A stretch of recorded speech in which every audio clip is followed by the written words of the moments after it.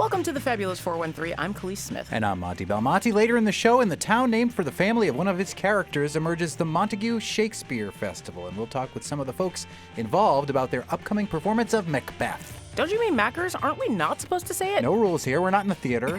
But since Macbeth starts with witches, perhaps you'll be interested in Mr. Universe talking about dark energy and 2 eclipses, one of which you can see from right here in Western Mass. Which isn't to imply that space is magic, simply that there is something magic about space. Fact. And March 31st is Trans Day of Visibility. And there are lots of events going on in Western Mass, but we'll head to Pittsfield to hear about a particular set. Pittsfield's multi-purpose cafe, dry dance hall, community space, and almost ready for public use darkroom Wander, in partnership with Seeing Rainbows, Berkshire Stonewall Community Coalition, Berkshire Queer History Project, and the Queer Student Association at Berkshire Community College, is hosting a series of Trans Day of Visibility events designed to uplift, honor, and stand in solidarity with the trans and non-binary community. These events will create space for storytelling, celebration, and critical conversations centering trans joy, resilience, and visibility. And here to talk with us about some of these events is Jay Santangelo, visual storyteller and founder of Wander Berkshires, which we wandered into a couple weeks ago. And space is so cool. Yeah, such a fun space to have been in. And now to talk about some of the exciting things that you are helping to present in the area. Thanks for joining us again, Jay. Thanks for having me. I'm always excited to be around such fine folks. Thanks. So the actual day of trans visibility is a week from today, Monday, March 31st. But the first events that you're associated with, Jay, are March 26th, which, if I do my math correctly, is Wednesday, Berkshire Community College Trans Day of Visibility panel. Tell us a little bit about what you know about that event. Well, I was invited to be a participant in that panel, to be a trans voice in the Berkshires. There's, I believe, 4 of us on the panel total. There's Nori. She is a co-director, founding director of Seeing Rainbows, another member of the Seeing Rainbows org, and another community member who I've not yet met in person. So it'd be nice to just be around other trans folks in the area, just to connect as humans, but then just to share our experiences with the broader BCC, Berkshire Community College students, and anybody else in the community who wants to come and be a part of their panel. I mean, I don't know too much about it. Like I said, I was just invited to be a panel member, and so just looking forward to sharing my experiences. Have you been on panels like that before? What's been your experience doing things like that? Honestly, it will be my first. Oh, congratulations. Panel in that arena, so we'll find out. I've been in other forms as like an artist and stuff, but as somebody representing myself in a trans community, this will be my first panel. And I feel like it's worth noting that this is the only event that isn't actually at Wander. This Correct. One is at BCC, at Berkshire Community College.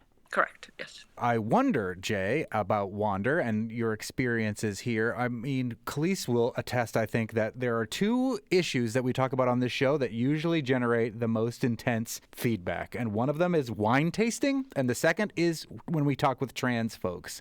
As somebody who is trans, and we're talking about the Trans Day of Visibility, and as the White House and other powerful forces are trying to say that trans people don't exist, tell us a little bit about what you want to share about your personal journey, and maybe disabuse some folks of the notion about why it's important to center trans voices in the way that this show has tried to do, and these events will try to do over the next week. It's interesting. I mean, for me, honestly, it's like I wish we didn't have to have these events. Yeah. Like I wish that we could all just exist as human beings, and we put these labels. It's just like, oh, you're trans, you're queer, you're gay, you're straight, you're cis, you're bi. I mean, all these labels that we put upon each other for whatever reason us human beings need to categorize us, but they do need to exist. I came out as trans, discovered my transness later in life. I'm just about a little over a year and a half into my official trans journey. I mean, I feel like you were born trans. I knew it as a young adult when there wasn't words for it. And it's just, for me, a way to bring people together, for one, who can come and be together in a safe space that allows them to be their authentic self, and to show people that this exists, that you are not, if you're questioning or if you're just an ally, like we are all here together And so the importance of that is just to share our stories, because I believe when we share our stories, we kind of take away the labels and we bring it down to the human being aspect. It's just like, I am just a person, who identifies as now trans, but I am a human being. I have a child, I have a partner, I am a business owner. Being trans is just a small part of who I am. And the fact that people want to say that we don't exist, I don't know why, and it's just like maybe removing that barrier of unknowing of like, so we share like specifically with the Queer History Project one, like it's all about just sharing our stories, because that is where we can find common humanity. Because you're going to take away the first part of like, oh, they're trans, like they're this, they're evil, they're that, they're scary, they're whatever. It's just like, why does it matter if I decided that I no longer want to be identified as one sex, that I want to be identified as another? Like, I'm just curious as to what is so wrong about that. We're speaking with Jay Santangelo, who is the founder of Wander in Pittsfield, which we visited a couple weeks ago, about some of the events surrounding the Trans Day of Visibility, which officially is Monday, March 31st, but there is a Berkshire Community College Trans Day of Visibility panel happening on Wednesday. Tell us about some of the other events that are happening at Wander. I know Saturday there is a Trans Day of Visibility party with Seeing Rainbows. So for Saturday, yeah, it's a party, it's a celebration, it's a way to give trans people, and also people who may not identify specifically as trans, that they are just like queer, gender nonconforming, but just give them a space to show their artistic talents. It's like they will have performances, and people will be able to come here and share their poetry or their artwork, or just a way giving people a safe space to express whatever is inside them that they want to share with the broader audience. And then there'll be food and dancing and, just a joyous celebration and community. And then on the day itself, there's a screening of interviews within the trans community of the Berkshires, the Berkshire Stonewall Coalition screening. Talk about that. Yeah, so they've been working on this, I believe, for a couple of years now. It's a Berkshire Stonewall Coalition initiative partnership. They've come to, the Queer Oral History Project, and so they document and conduct interviews all the time and do various screenings of their interviewees. And this one specifically is of trans people in the Berkshires that they have interviewed. I was interviewed for them, so I believe they are going to share my interview. So yeah, there's 2 hours long. I believe it's probably about an hour of screening of interviews. So I'm sure they have amassed quite a few. And beyond that, it's just a place to gather and again, just come together as community. Because I say, if you don't tell your story, somebody else will. So Exactly. When we were in your space the last time, we got to have a little bit of a conversation about how important preserving queer history is because of that erasure. Like, one of the arguments that gets brought up against the trans community is that people say that this is a new thing, that trans people, that the transgender movement is like new, and it's films like this and efforts like this are really important in trying to dissuade that like, no, that trans people have always existed, and here are just some of their stories.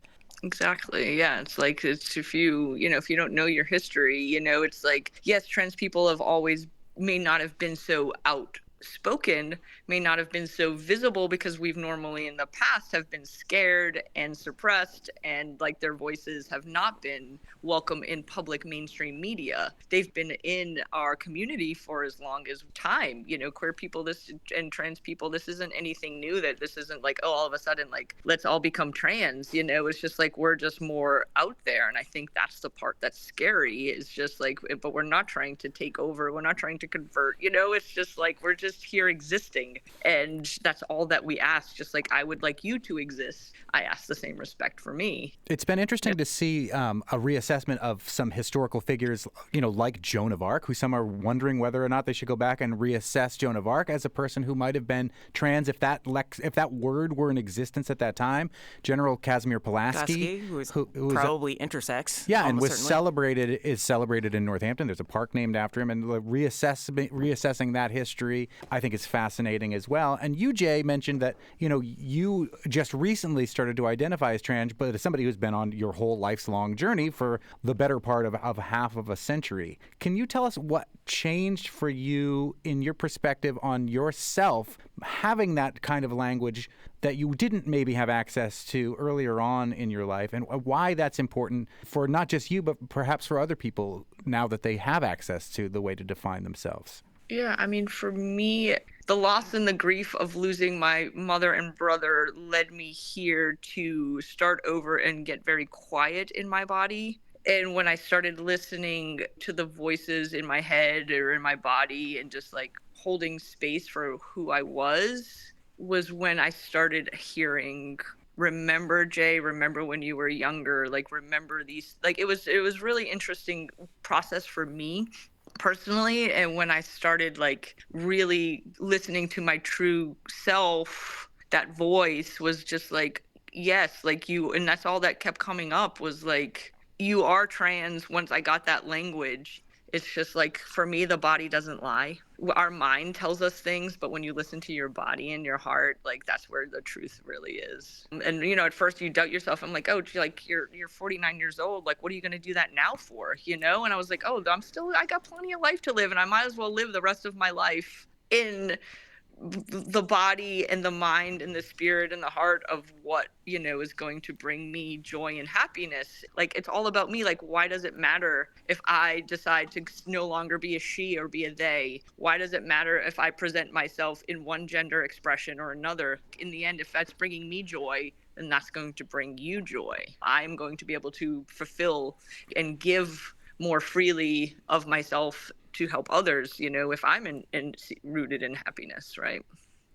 Can we talk a little bit about the partners that you have for this series of events? Because you're not doing this alone. There's a community coming around to help present a lot of this. And I think it speaks to how important a Space Wander already is, that like you've been open for only a number of months and already people are looking to you to be a place where things get hosted and to collaborate with. But can you talk about Seeing Rainbows a bit? Yeah, they are trans-founded org here in the Berkshires. They were co-founded by Nori and Cypress and a bunch of other people. I'm not going to speak too much about them because I don't want to present inaccurate information, but they started off actually as an org here to get trans bodies into hiking. They started off as just organizing hikes to get people into nature, to feel safe in their body out in nature. And they've kind of grown from there and have become this amazing organization that produces events all over the county, north, south,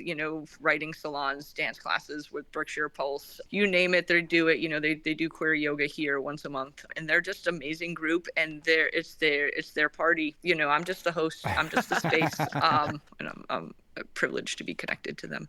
One of the things that people will be able to take advantage of while they're in Wander Space is that, again, I noticed when we were actually like at Wander, is that you've got a corner for getting clothing that suits one better when you figure out who you are. You've got like a trans exchange for clothing at Wander, which I think is awesome. How does it work? And how can people give to it if they need to? Yes, the Berkshire Trans Exchange. So we, again, are just the house. We're just the space. And basically how that works is if you come into Wander, it's a price tag free clothing boutique. As we know, clothing is expensive. And if you are changing your gender expression or just thinking about it and, not sure where to begin, like we can come in here and help you. And you can get anything you like there for free. If you would like to donate, we ask to bring some of your finer goods that you are no longer speaking to you. We're not looking for giant bags of things. We are a small boutique. And so we will take your gently no longer loved by you items, and we just ask that they are as clean and scent-free as possible, and then we'll sort through them and filter them in as needed. The Trans Day of Visibility is kind of a part of a duology. There's also the Trans Day of Remembrance, but how do you see visibility as a form of safety? Well, there's safety in numbers, and I think it's more safety of not feeling isolated and alone is what I would hope that anybody who is seeing our events, whether they attend them or not, to know that we do exist and that we are here and that the visibility of safety for me is just that, because fear kind of grows in the dark, but so does joy and hope. That's how all seeds began, right? It's just like they can try to bury us, but they didn't know that we were seeds, kind of quote, and it's like, so to be visible is to show that we are here, we are not scared, even with threats around constantly and laws being enacted. So for me, that's what the safety and visibility is. It's just showing up every day. And on that particular day, we just get an extra spotlight on us and gives us the ability to come together in community. It is a celebration of the Trans Day of Visibility, which is officially a week from today, Monday, March 31st, with 3 events happening in the Berkshires that our friend Jay Santangelo from Wander is a part of. One is this Wednesday at Berkshire Community College, a Transgender Day of Visibility panel from 2:30 to 4. On March 29th, a Trans Day of Visibility party hosted by the aforementioned Seeing Rainbows at Wander, starting at 7. And then on the Trans Day of Visibility itself, March 31st, a week from today, the Berkshire Stonewall Coalition screening of the Berkshire Queer History Project, including Jay Santangelo. You've become part of Berkshire history. Lightning quick speed, Jay. That's amazing. Well done. Something like that. Jay Santangelo, the founder of Wander in Pittsfield, Trans Visibility Day events happening all this week. Thanks so much for joining us. Thanks for having me, as always. Our pleasure. You can find more information about each of the events happening in honor of Trans Day of Visibility on Wander's website. We'll delve into the Scottish play with folks from the Montague Shakespeare Festival. But next, if one eclipse last year whet your appetite for more solar obfuscation, has Mr. Universe got some info for you. You're listening to the Fabulous 413 on 88.5 NEPM. The Fabulous 413 podcast is funded by Northeast Solar, homegrown in Hatfield, Massachusetts, and providing energy savings for their customers for over 10 years. Learn more at northeast-solar.com. The Fabulous 413 podcast is funded by Window World of Western Mass, a local family business with experienced craftsmen offering wood, vinyl, and composite windows. windowworldofwesternma.com. My 17-year-old has been in Barcelona, and we watched Severance together. So I watched the penultimate episode last night, and tonight we will watch the last episode. But your assessment of this Apple TV Plus television show? Amazing. I should tell you the ending first. No! It's really good. It's really well done. And I really hope, I know it looks like it's going to have the 3rd season as well and whatever, I just think... But even if it doesn't, it feels like a satisfactory... I would rather not have it, because I think this That's is how I feel about Ted Lasso. Why are you going to bring another Ted Lasso season back? I completely agree. So, here, I think it looks like pretty good ending, and 2 seasons, 2 different types of focus in it.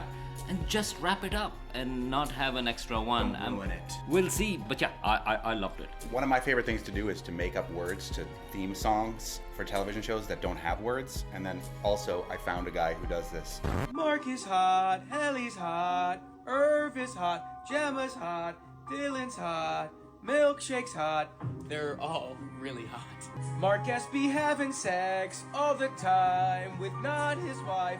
Anyway, can't wait to watch the finale tonight. If you love Twin Peaks like I do, this is the Twin Peaksiest show in many ways in a long time. To boldly go where no man has gone But before. I'm at the amorous kitchen table of Hampshire College astronomer Dr. Salman Hamid from Kainat Studios, Mr. Universe. There was something really cool that happened in our solar system that we got a glimpse of from the other side. There's something cool that is coming up, and there is something cool that we really don't know much about, which is dark energy. But let's start about the eclipse from the moon. Right, so a couple of weeks ago, there was a lunar eclipse here in the which was visible from the valley as well. Except for the clouds. Well, except for the clouds. So I should say that should have been visible from the valley, but as usual, it was the clouds.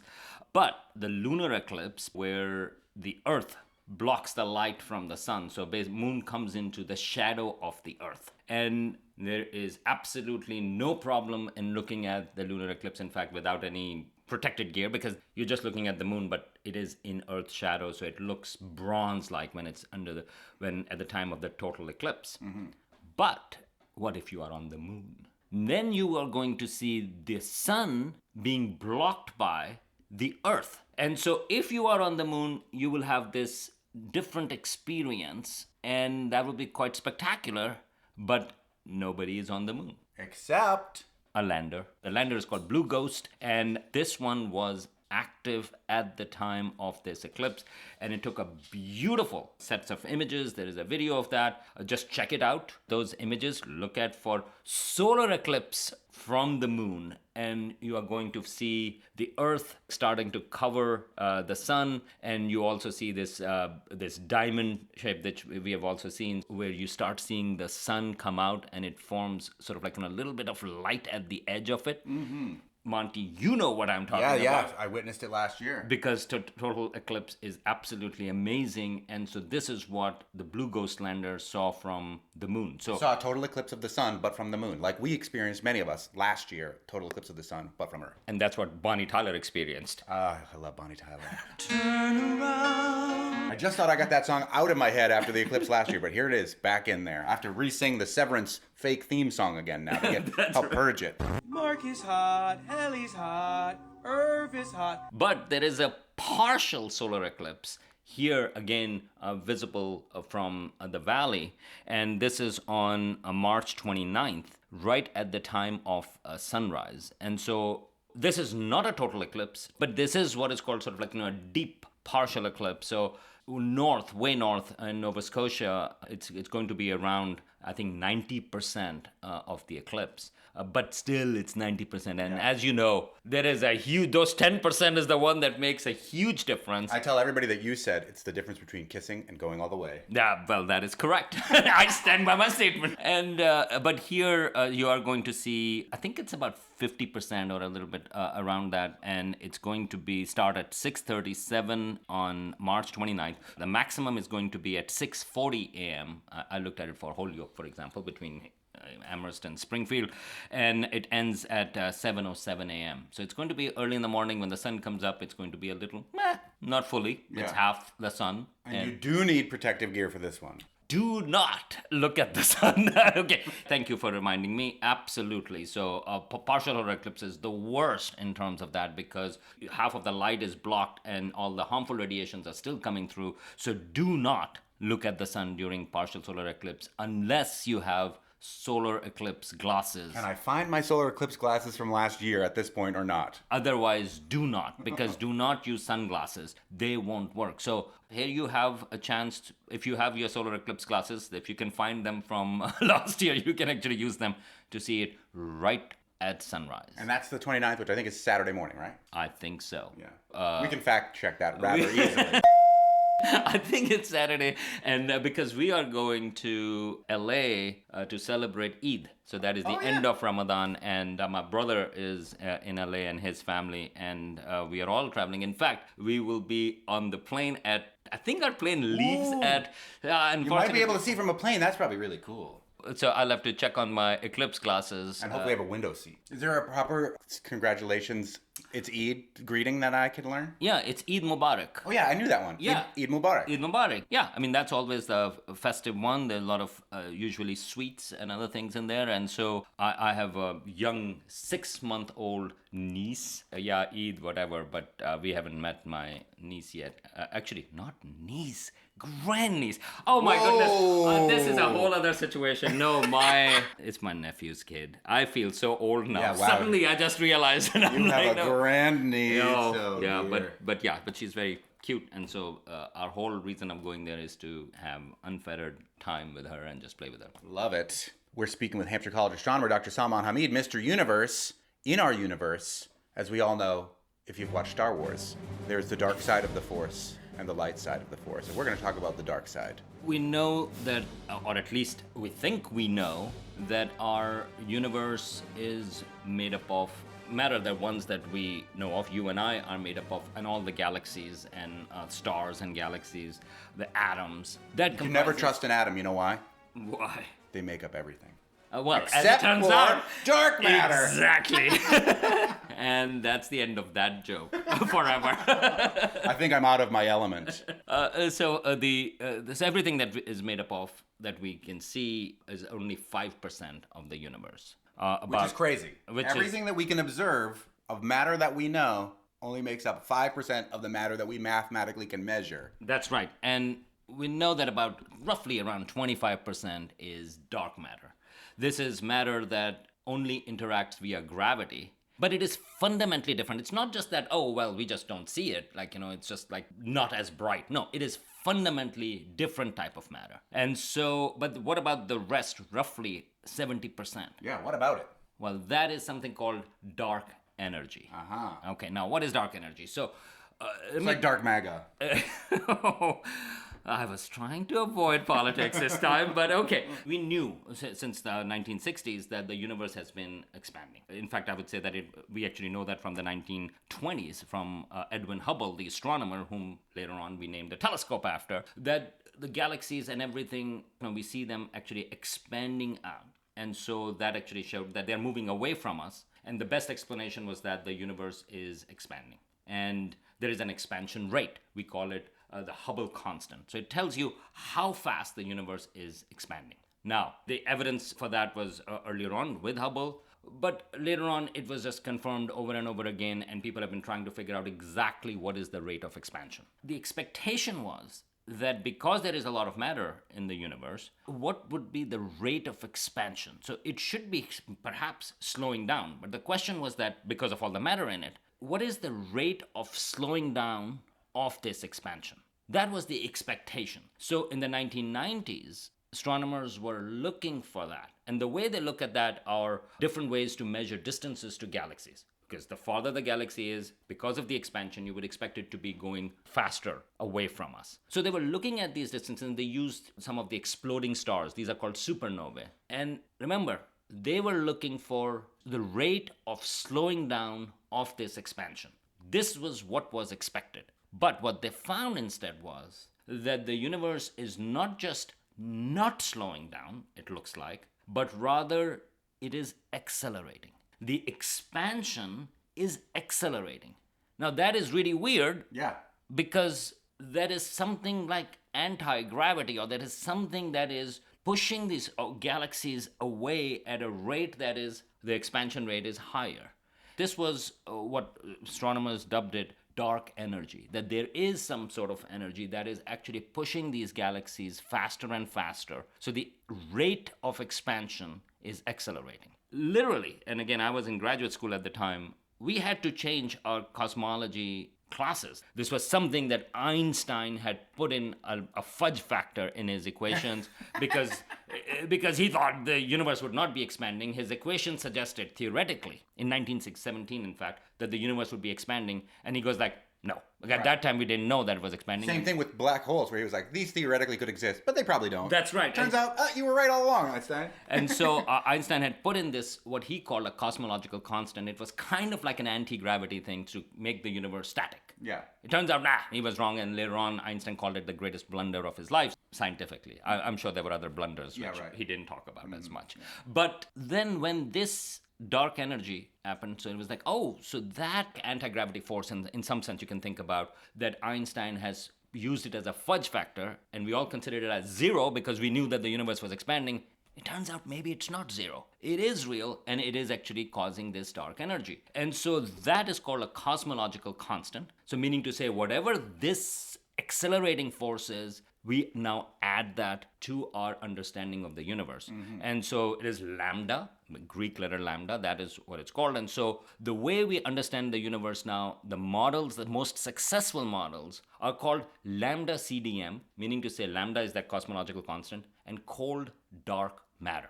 And so so dark matter we just talked about. So dark matter is there in the universe. Most of the matter is dark matter. And then you have this cosmological constant, which allows for the explanation for the accelerating universe. People have been sort of like, no, okay, this is a very successful model. But astronomers, there are some things that have been bugging astronomers, which is always the case. Yeah. And so people have been trying to figure out, let's do sort of like a really large survey of galaxies and going back to this expansion rate. So how fast are they expanding? And try to really nail down some of the parameters. In the next couple of years, there's going to be a lot more results coming out nailing down these particular questions. So, but the recent result that came out was from Dark Energy Spectroscopic Instrument, or DESI. Like it? Here is the thing. Department of Secondary Education in Massachusetts? No, but if you're from South Asia, you would call it Desi, because Desi means actually from the homeland. And so so usually if you're Pakistani, Indian, you go like, oh, is this person a Desi? So Desi comes from, because Des is homeland. So I looked at that, I was like, Desi. No, but it's Desi. Anyway, so this is a telescope at Kitt Peak in Arizona, 4-meter telescope, and that actually did this survey. Basically, it got information for close to about 15 million galaxies. And it is looking at how they are expanding. So it's a very precise observations of that. And they expected that it would be confirmation of this cosmological constant. But it looks like, and these are still early results. Last year, the first batch of the results had come out and it had a hint of it. And now the second batch, and it looks like it may be true. It looks like that this lambda, this cosmological constant, which is driving this acceleration, right now the results suggest that that constant itself may not be constant.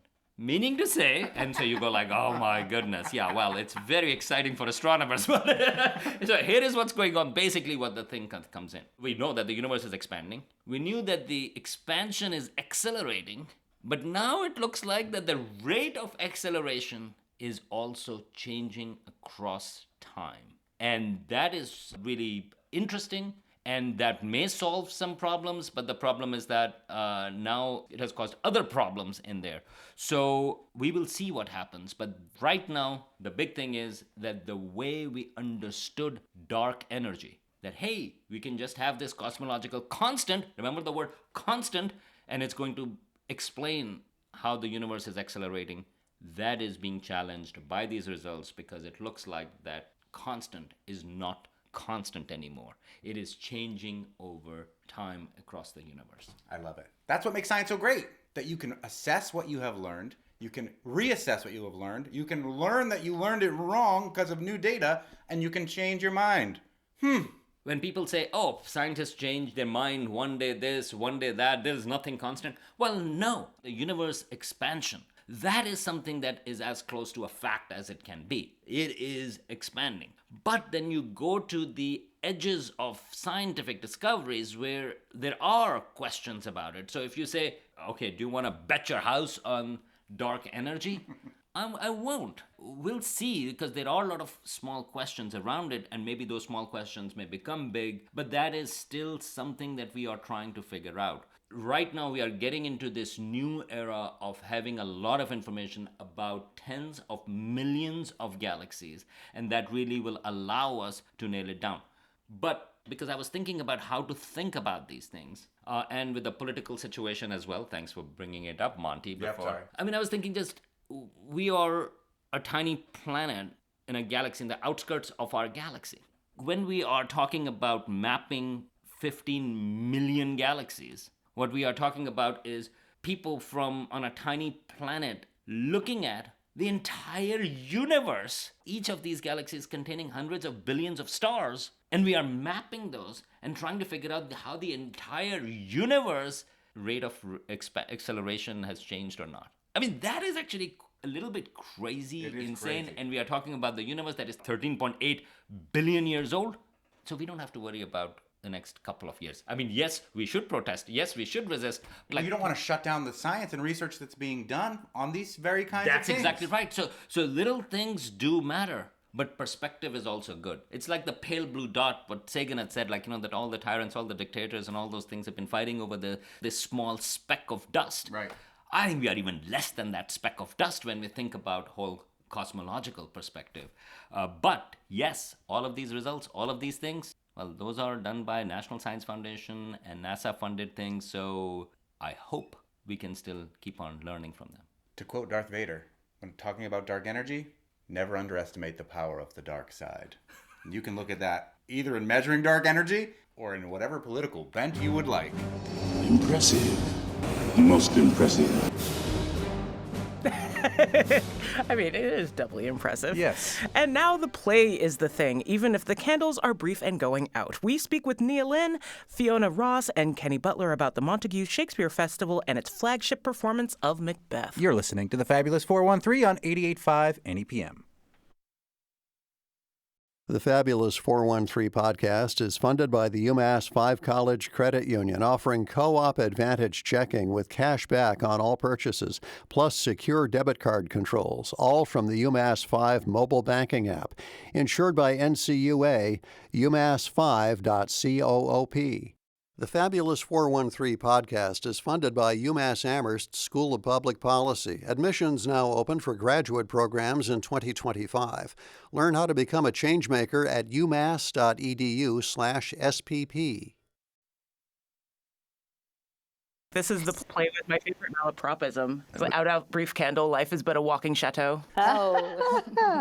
Yeah, Very good. The only parts Very I know good. about it are the parts that show up in Hamilton. Also the double toil and trouble. Yes. And we learned at that immersive dinner on Friday night how many things Shakespeare came up with in the English language, one of which I had never heard before, which is the prefix un. Yes. Wow.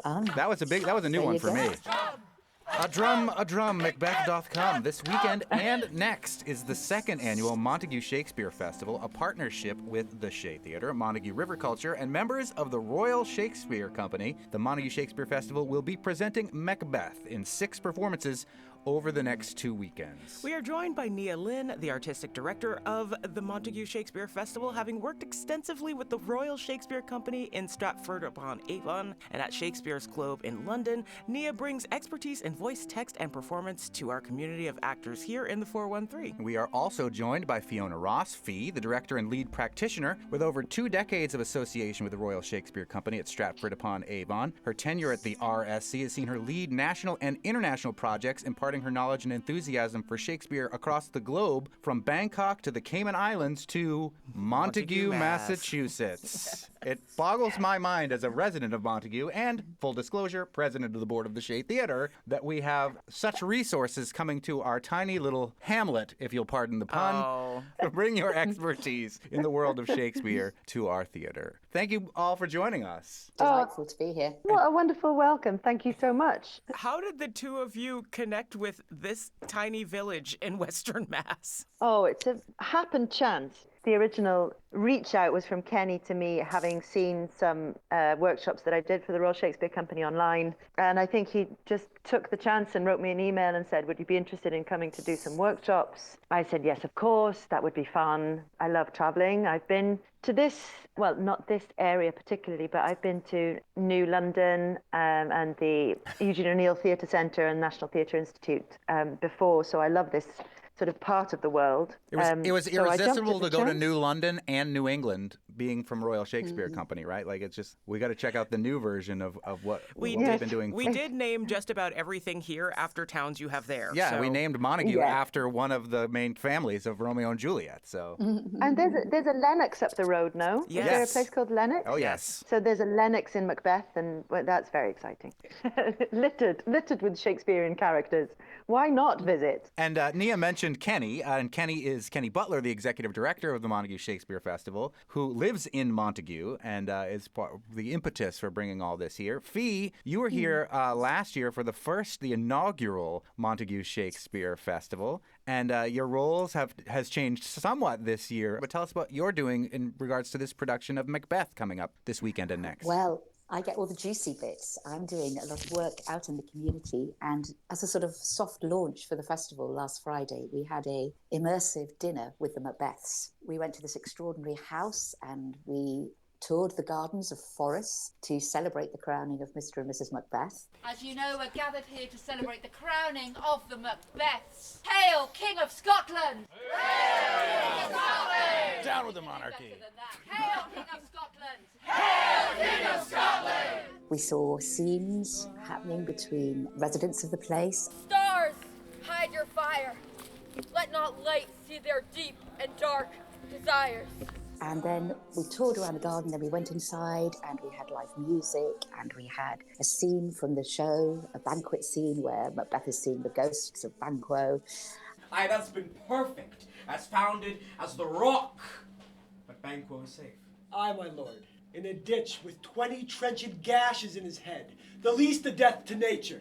My royal lord, you do not give the cheer. The feast is so that 'tis best we're feed at home. From thence, the sauce to meat is ceremony. Good digestion on thy appetite.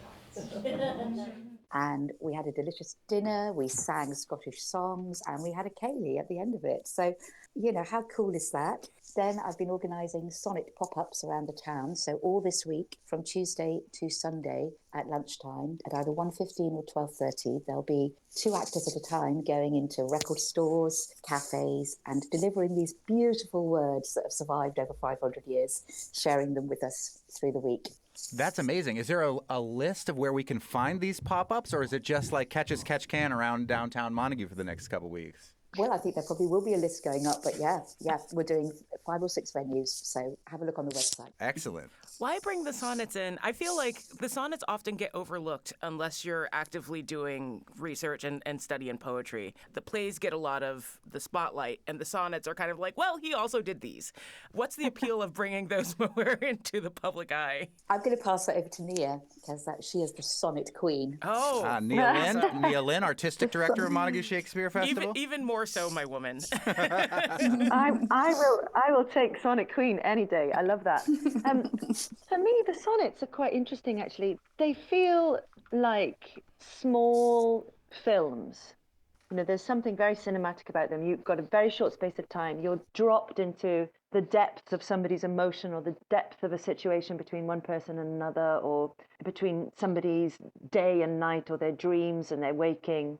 You're absolutely right. I think often they're overlooked and just used as things to study, or here's where you look at iambic pentameter and et cetera, et cetera. Whereas really as part of the festival, I wanted to try and make something that was bite-sized, tangible, that people can kind of just have a first, wow, that's Shakespeare. And it's sort of dive into their day. So that's why we're trying to do it in the community. You'll be going in and having a coffee, and suddenly somebody will pop up a sonnet for 34 seconds and then it's gone. They're not just beautiful adverts for the festival, but they're beautiful adverts for Shakespeare and his world and his words. And also beautiful adverts for what we're trying to do with that in this festival, which is bring the power of the language to people, taking Shakespeare off the pedestal and putting it in a context that everybody can access. And we are speaking about the Montague Shakespeare Festival, which will have 6 performances of Macbeth beginning this Friday, Saturday, and Sunday, and then next Friday, Saturday, and Sunday as well. And that is Nia Lynn, the artistic director of the festival. We're also joined by Fiona Ross, the director and lead practitioner, and Kenny Butler, the only non-Englishman, although maybe in your past ethnicity, on the call, who lives in Montague and is part of the bringing this, the executive director of the Montague Shakespeare Festival. Kenny, you fell in love with Shakespeare because of school. Tell us your story of falling in love with Shakespeare, Kenny. It was 6th grade in Medford, Massachusetts. And my teacher in 6th grade taught Shakespeare and broke it down, didn't really tell the stories. What's kind of strange to me, when Nia presents an idea, often she will take a speech and break it down. My teacher at the time kind of did it the way Nia does. She took the story of the speech in Julius Caesar, Friends, Romans, Countrymen, and she showed how this character was able to get the attention of a crowd in the play and change their mind by the end of the speech. And at the same time, Shakespeare did that to the audience who was watching the character do it to his audience. So Shakespeare was doing it to us, and she broke down and showed us that, and it just blew my mind, and I was hooked. That is Kenny Butler from Montague, who is the executive director of the Montague Shakespeare Festival. My questions now are all theater lore surrounding the play that is at the center of your festival, because we are bandying the name about. But we're not in a theater, so we're allowed to say the words Macbeth. We don't have to call it Macker's or the Scottish play. Yes, but Fee and Nia are in the Shay right now and have been saying. But that's okay. I've thrown salt over my shoulder and knocked on the door 3 times. And yeah, and I've been burning white sage around the space, so we're all fine. But where did that myth come from? Everyone who's done a bit of theater knows that myth about not saying Macbeth when you're in the theater. I'm not a historian by any stretch of the imagination. I like to bring things into a contemporary setting. But I do remember reading somewhere, I'll probably get the era wrong, but there was some production early on in Macbeth's history where somebody died.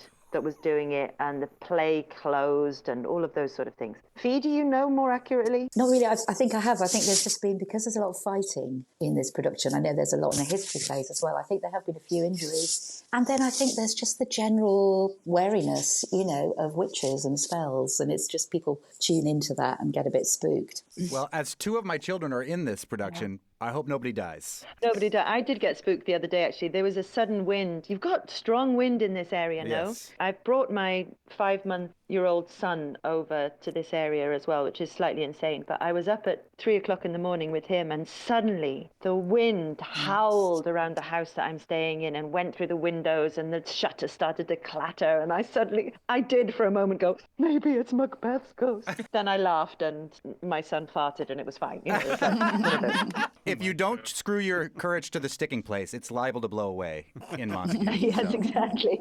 And we're speaking about the Montague Shakespeare Festival, which will present the Scottish play 6 times over the course of the next 2 weekends at the Shea Theatre. This has a little bit of a modern adaptation twist to it. It's not actually set anywhere, which is deliberate in the sense that I want it to be able to be somewhere for everyone in the audience. It is a non-specific contemporary setting. So there's no kilts, there's no haggis, we're not brandishing any steel. You'll see iPhones and laptops on stage. You'll possibly see a couple of takeaway coffee cups. It's very much about letting the powers that suggest things to us now, so social media, fake news, our continued human desire for things to go a certain way. And also looking into things like mental health, the voices, the scorpions of the mind that Macbeth talks about, and how easy it is, if unchecked, that we can lose ourselves in a world that isn't real. So it's very much about going with those themes and how we highlight that and put that humanity on stage, reflect it back to the audience, and hopefully make the audience feel uncomfortable and think.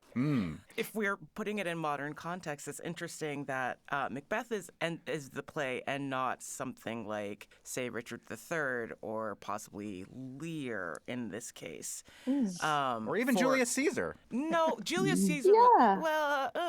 Yeah, I agree. I think all of those plays should be done right now, actually. And I've just finished a wonderful production of Richard III at Shakespeare's Globe in London. Yeah, it was a very interesting production. I think you're absolutely right. Those plays, they're difficult. Julius Caesar, Richard III, King John, Macbeth. They are interesting. And of course, there is the text that you're battling with in terms of the propaganda that was going on at the time, or the playing into the beneficiaries of who was writing who for what, and trying to make that current and contemporary. But yeah, it was a Kenny Butler choice. He said, I really like Macbeth. Can we do that? And I said, well, why not? We can try. It's got a massive cast. Are you ready for that? And he said, why not? We can try. The casting at the beginning was amazing. It was kind of all done at first over like Zoom, and people from all over the place were interested and zooming into a conversation in Montague, Massachusetts about coming to do Shakespeare with the Royal Shakespeare Company, about how many people were there at those initial meetings and about how many people are in this cast. About 100 people signed up for the auditions through Zoom. And then another 150 sent in their headshots, their resumes on top of that. So you could say 250 people were interested in taking part. And we have a great cast. And this, Nia, how many are there? I keep thinking there's 30 people. Is that right? Yeah, it's just shy of 30. That's right. But there's not many great things that came out of COVID. But actually the ability to connect with people over the internet and people getting more au fait with things like Zoom and breaking the boundaries of land and sea by using technology has been a real benefit, I think. The difficulty is that I didn't know, obviously, how tall people were. So, I cast some people and I was like, and then they came into the room and I was like, that's not going to work. I've got somebody's son next to somebody who's way, way smaller. So there was a little bit of shuffling around at some point that we had to do because obviously I just saw people from the neckline up. But once we got round that, it was fine. Well, I can't wait to see it. Montague Shakespeare Festival production of Macbeth happening this Friday, Saturday, and Sunday, and next Friday, Saturday, and Sunday. We've been joined by the executive director of the Montague Shakespeare Festival, Kenny Butler, as well as the director and lead practitioner, Fiona Ross, and the artistic director, Nia Lynn. Break a leg, all of you, not literally given that it is the Scottish play, but I can't wait to see it this weekend. Oh, Thank you so much for your time. Look forward to seeing you all. Look how she rubs her hands. Hark, she speaks. Oh, dear spot. Oh, dear spot. There's lots of information on the Montague Shakespeare Festival's website, both on performances and a wicked cool activity that you can do on your own through the course of the festival that we'll talk about next. You're listening to the Fabulous 413 on 88.5 NEPM. Welcome back to the Fabulous 413. We were talking about the Montague Shakespeare Festival, and despite the fact that it happens at a theater where I volunteer and that my two children are in it, Khalees, you discovered an excellent additional thing that the Montague Shakespeare Festival is doing. I know, I can't believe we missed this. It's called the Trail of Ambition, and it happens at various businesses throughout Turner's Falls. You go there, they give you a map to kind of interact with the weird sisters throughout the village of Turner's Falls and kind of participate in the play yourself. Yeah. It's so neat sounding. Yeah, and there's prizes and riddles for you to solve. You can do it alone or get a group together and go do it, kind of in the same way that you'll encounter the sonnets throughout the village, just happening a little bit randomly. But like, check out their Instagram site. I think that's where they announce where the maps are going to be for the day. And you can check out more at MontagueShakespeareFestival.com. Tomorrow on the Fabulous 413, we'll head to Amherst to see one of our youngest farms to date, Little Light Farm. We'll talk with owner Emmy Smella about the flowers. I'm not going to be able to resist. I know, I can't. And It's CSAs adorable. and all the good things in the ground that they are getting into. And it's so cool to see like brand new farms getting off the Love it. ground too, right? And for theater that moves us to be better humans, there's a foundation that's specifically aimed at helping social justice theater productions get them up off the ground. We'll meet Margaret Russo, board president of the Scarlet Sock Foundation, and discover more about their mission and the upcoming free gala. I'm Monty Belmonte. I'm Khalees Smith. We'll talk to you tomorrow on the Fabulous 413.